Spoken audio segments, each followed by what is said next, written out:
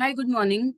This is Dr. Vaibhavi, and this channel of me will basically focus on the subject of economics for grade 11 and 12, specifically for the students of grade 11, the subject being Indian economic development. Okay. The focus of this channel will be, and even for the video, the focus will be to understand how to initially the videos will try and talk about how to even start understanding the concept of economics from the students perspective. हमारे किस तरीके से economics को समझना है, economics के text book को किस तरीके से यूज करना है, एंड हर चैप्टर जो टेक्स्ट बुक में दिया गया है उसको how to link one chapter with another, so that what things will you understand out of my channel is, first, as students, what points do you have to keep into consideration to understand the concept of economics? Second, how to use these textbooks and how to understand that each concept and each chapter is linked with one another. These linkages will establish clarity in your mind कि वो chapter का basically purpose क्या है.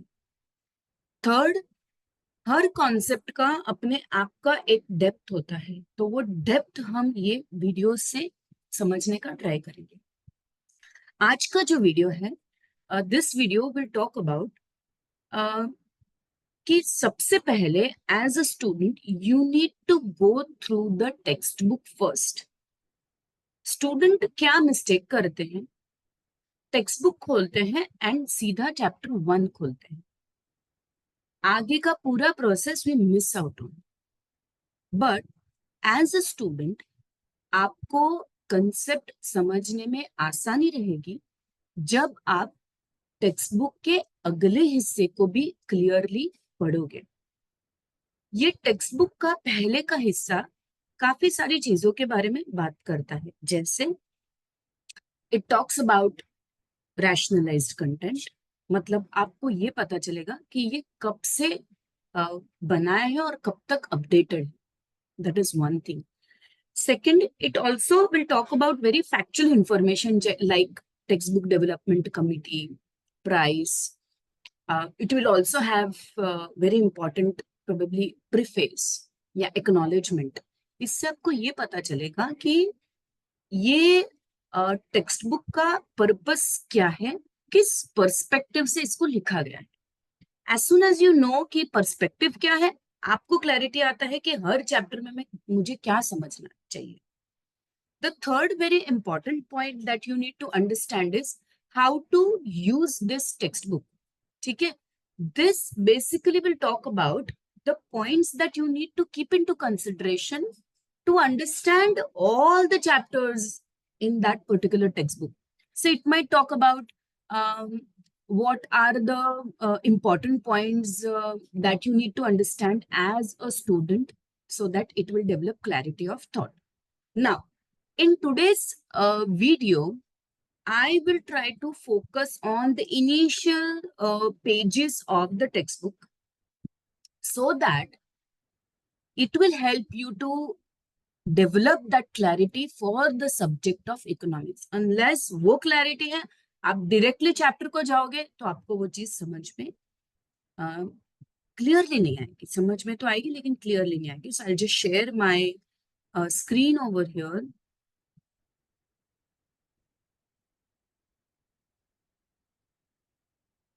And आप ये content देख पा रहे होगे. The first thing is it talks about Indian economic development textbook for class 11th.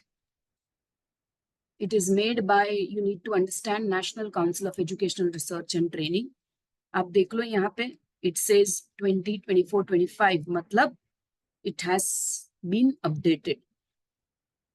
Next you will see all the details, जैसे मैंने बोला, all factual information. So this is important information in terms of authenticity of it कि भाई ISBN number क्या है, addition कौन सा है, रिप्रिंट कब हुआ है, तो आपको वो डिटेल्स जानना भी एज अ स्टूडेंट जरूरी है कि आप कौन सा एडिशन पढ़ रहे हो. It is important from knowledge perspective कि भाई पब्लिकेशन टीम कौन सा है, who have worked into developing this textbook. As a student, I think it is important to know at least on all of this. You will also see uh, watermark, onsa GSM quality and all that. This is again very important. It talks about a foreword. So what does it think about, student, the syllabus of the textbook in itself? What is national curriculum framework जो आपका school का syllabus को recommend करता है, वो क्या बोल रहा है? National policy on education 1986, what is it talking about? It also talks about child centred system, right? So आज ज्यादा तक अटेम्प्ट किया जा रहा है कि everything that we do should focus on child centric education, not teacher centric education. तो बार बार हम टीचर के पर्सपेक्टिव से देखते हैं कि एक्सप्लेन कर दो, बता दो, ऑर्डर कर दो. ऐसा नहीं है. स्टूडेंट्स को अपने आप में उस चीज को एब्जॉर्ब करना पड़ेगा, समझना पड़ेगा, तब इजी होता है स्टूडेंट के लिए वो चीज को याद भी रखना. तो फिर ये बोलता है कि how many people have played an important part in this developing this text book. So I think this is important to read so that you understand कि भाई इसमें किस चीजों के बारे में बात किया गया है. तो आपको ये पता चलेगा कि टेक्स्ट बुक्स आपके लिए और आपके कंफर्ट के लिए और आपको सिंपल बनाने के लिए टेक्स्ट बुक डिजाइन की गई है. वहीं से आपको ऐसा लगता है कि हाँ नहीं, we have been thought a lot by the people who have developed this textbook, thereby understanding this कि भाई इस डेवलपमेंट में स्टूडेंट्स को इंपॉर्टेंस दिया गया है. That establishes relevancy for you, right?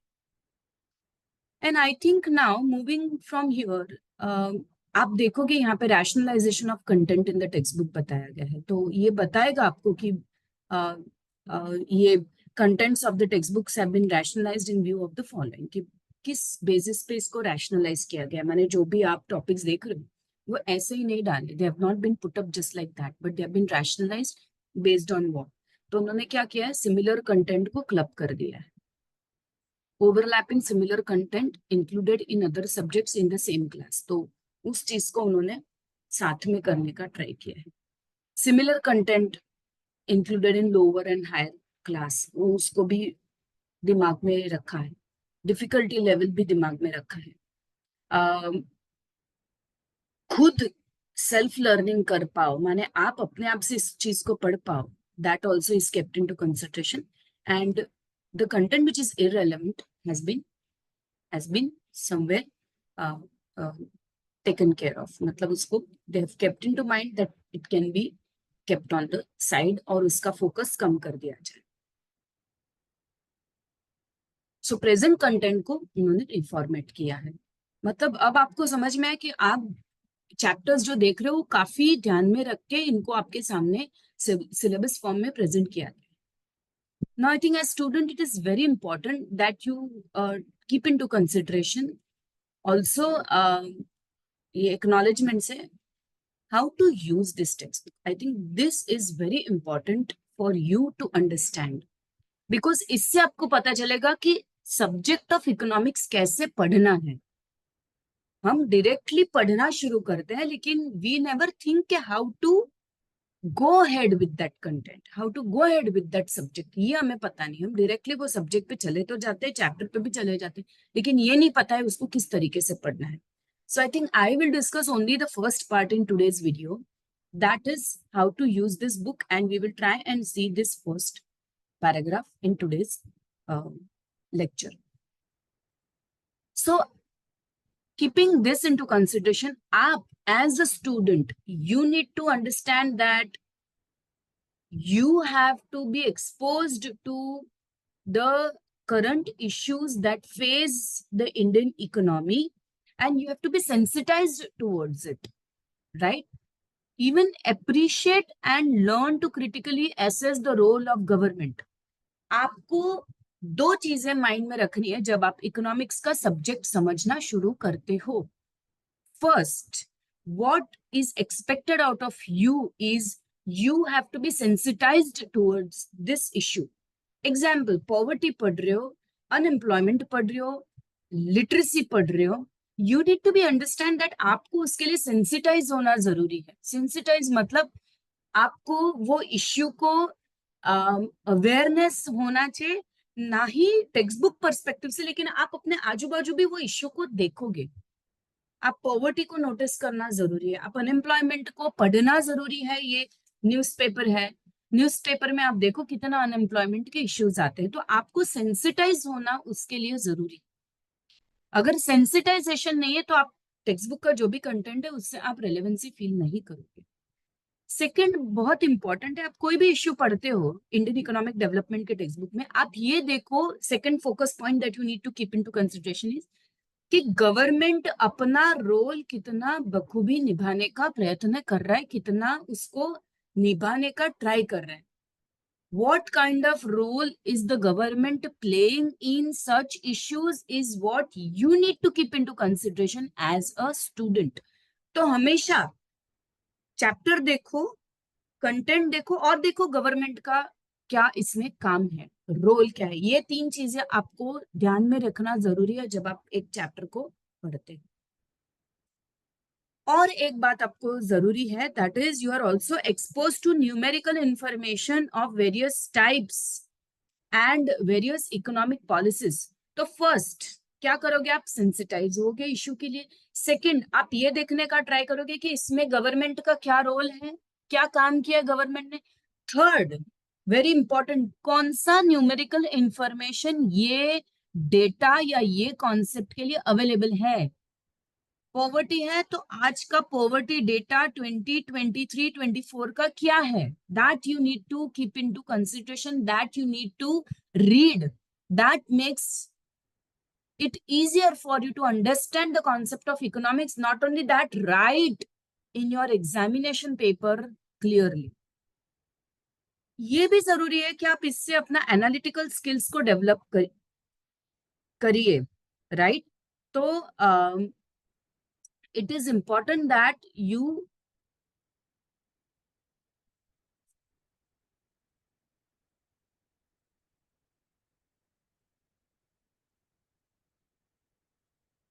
yeah, it is also important that you keep into consideration what are the develop those analytical skills, because you will probably have so much of information in the newspaper. ये newspaper का issues आप देखते हुए आपको ये analysis करना आना चाहिए. पॉवर्टी इश्यू है, अनएम्प्लॉयमेंट इश्यू है, लिटरेसी इश्यूज है. अच्छा, ये तीन चीजें इंटरलिंक्ड कैसे है ये आपको सोचना जरूरी है.